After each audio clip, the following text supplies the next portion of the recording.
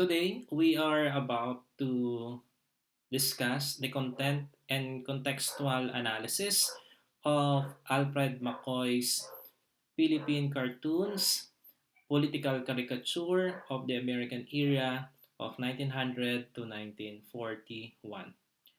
For this particular document, since it is an example of a secondary source, we are about to give an important highlights on the background of the author, as well as the importance and relevance of Philippine caricature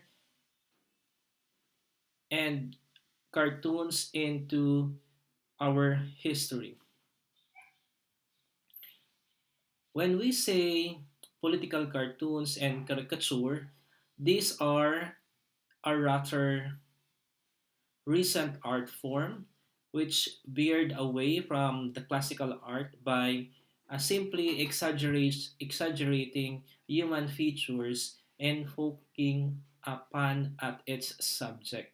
So we will be seeing, or we can see, a caricature or cartoons that exaggerating human faces. These are used as a symbol and able for the creator to project certain ideas uh, and commentaries based on social and political issues in a certain period or a certain time. And also, these are such art genre and techniques became a part of the print media as a form of social and political commentary, which usually targets persons of power and authority. So those who are in government or in any offices, government offices, they are the one that is subject to this political cartoon and caricature because the cartoon became an effective tool of publicizing opinions through heavy use of symbolisms, which is different from a verbose written editorial and opinion pieces. In addition, political cartoon and caricature is a unique way because it projects or represents opinion and captures the audience imagination uh, is a reason enough for the historians to examine these political cartoons. And also, it commemorates in mass media and inevitably shape public opinion, and such kind of opinion is worthy of historical examination. So since it it has a public opinion or commentary, I think that's solely a part of our culture and traditions. So that is why, precisely, that's the reason why it is more worthy of historical analysis and examination. So let us move forward with the background of the author. Alfred William McCoy, as shown in the picture. He is an American professor of history and award-winning writer who dedicated his professional career on the research of the Southeast Asian history, most especially in the Philippine history, as well as the study of U.S. foreign policy. His interest and fascination in Philippine history or Filipino history allowed him to master the Hiligaynon dialect and was able to understand political situation not only limited to Iloilo but for the whole country as well. With the help of his friend Alfredo Roses, the designer of the book, McCoy published Philippine Caricature. The Philippine cartoons or political Caricature of the American Era, 1900s to 1941, uh, was published by Alfred William McCoy together with Alfredo Roses. This is a compilation of political cartoons that has been published in newspaper dailies and periodicals in the time period. For this is for this part, we are about to look at some selected cartoons and we will try to explain the context and the content of one another or each one of the examples that we are going to be showing later. So this is the cover page of the book Philippine Cartoons, Political Caricature of the American Era, 1900s to 1941, by Alfred McCoy and Alfredo Roses.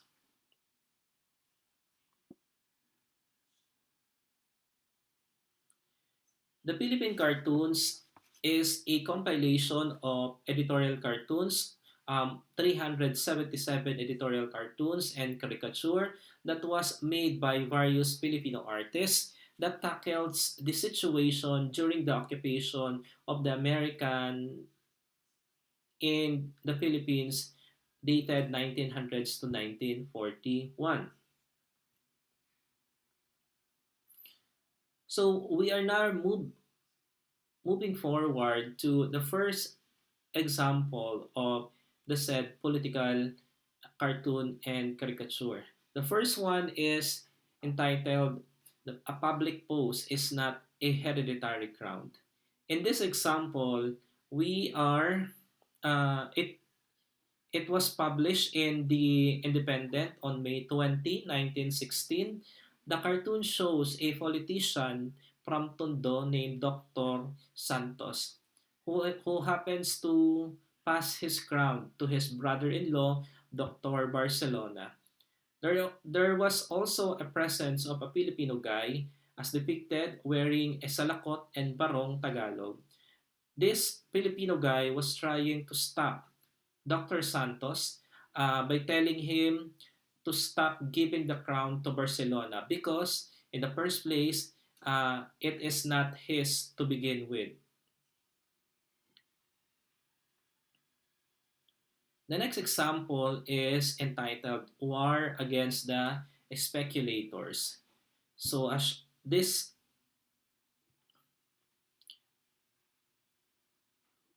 cartoon, the War Against Speculators,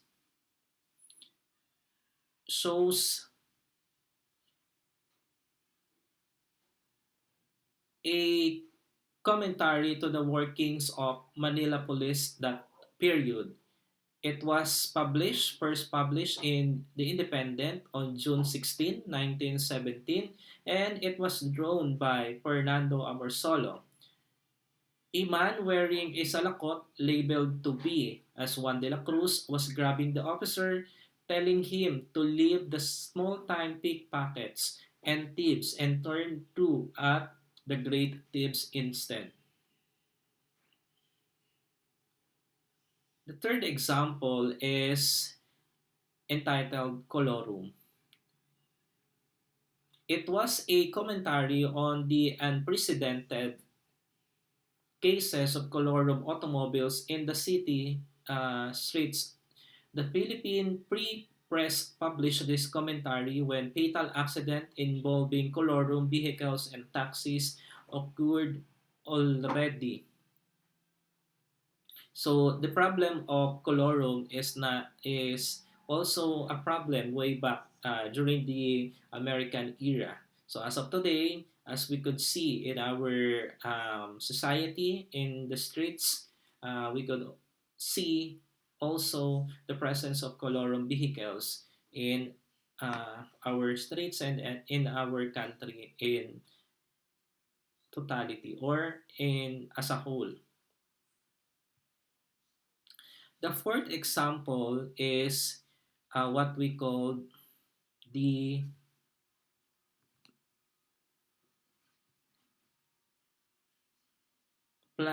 Flaming Youth.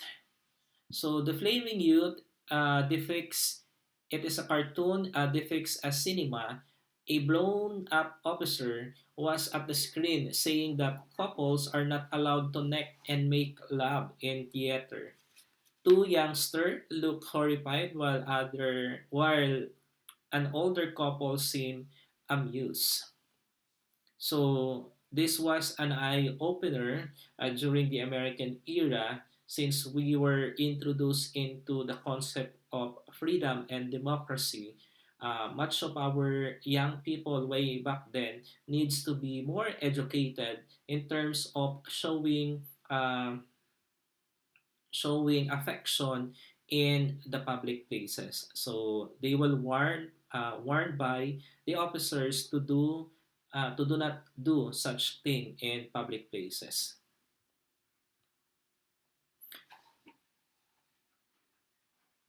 The fifth example is entitled Uncle Sam Riding a Chariot. So this was published by The Independent on November 27, 1915. Here we can see the caricature of Uncle Sam riding a chariot pulled by Filipinos wearing school uniforms. McCoy's in his caption to cartoon says that this cartoon was based on an event in 1907 when William Howard Taft brought to Manila Pier riding a chariot pulled by students of Liceo de Manila. So as we can see in this political cartoon or caricature, it has so many symbols used. So they have the American hat that symbolizes uh, Uncle Sam or America itself, and then those Filipinos who are carrying the chariot is wearing school uniforms, wherein they have baseball bats and other influences being told to us by the Americans. The last cartoon was entitled El Turnos de los Partidos. This was published by Lipang Kalabaw on August 24, 1907. In the picture, we can see Uncle Sam rationing porridge to the politicians and members of Progresista Party. Sometimes this Progresista Party is known to many as Federalista Party, while the members of the Nacionalista Party look on look on and wait for their turn. This cartoon depicts the patronage of the United States being coveted by politicians from either of the party.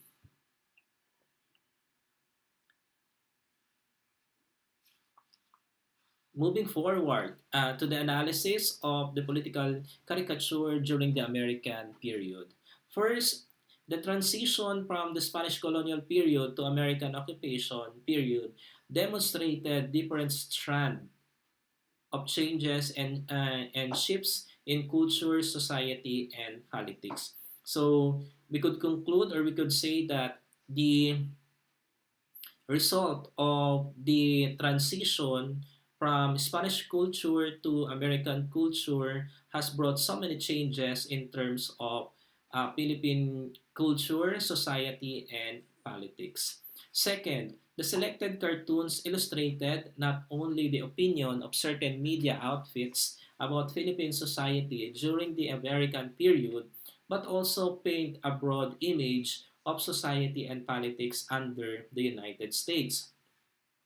So as mentioned, since this was a shift of culture, society, and politics from Spanish colonial period to American occupation, this time period, 1900s to 1941, not only a sort of commentary of the different cartoons that has been published, but also it really pictured the society and politics under the American occupation in the Philippines. It really depicts what is happening and what was the problem during the problem that needs to be addressed during the American occupation in the Philippines.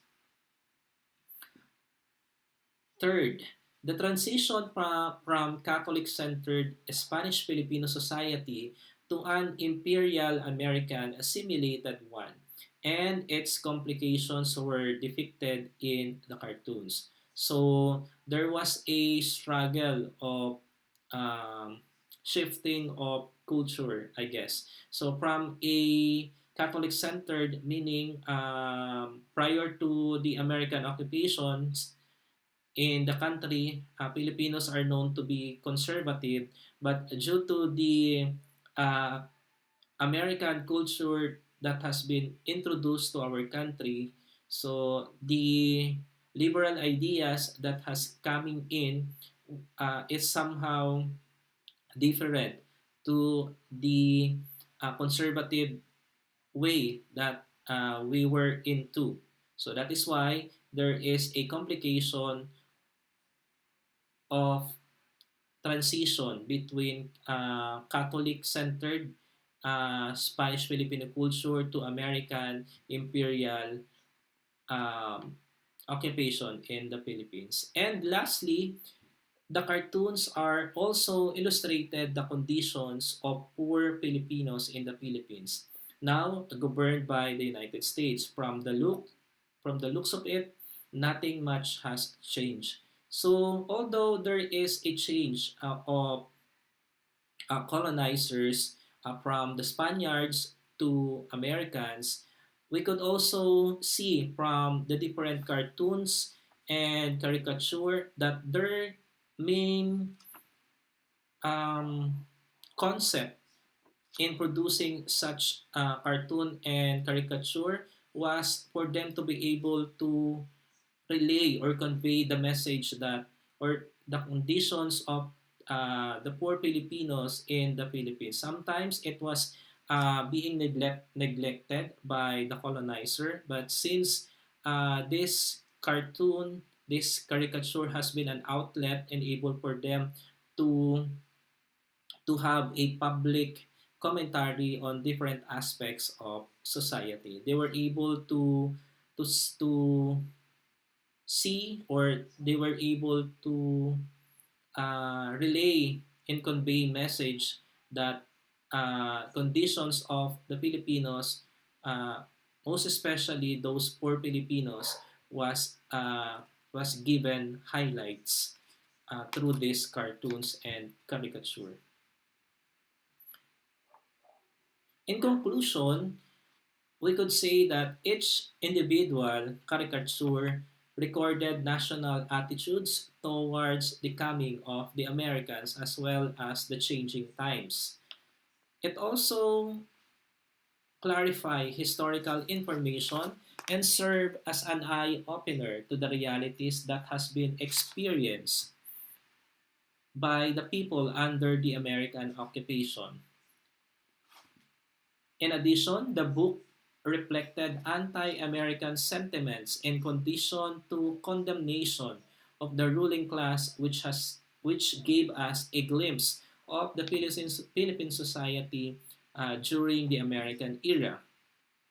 Its visual and historical politics and appreciate the representation of perception of the Filipinos during the said era.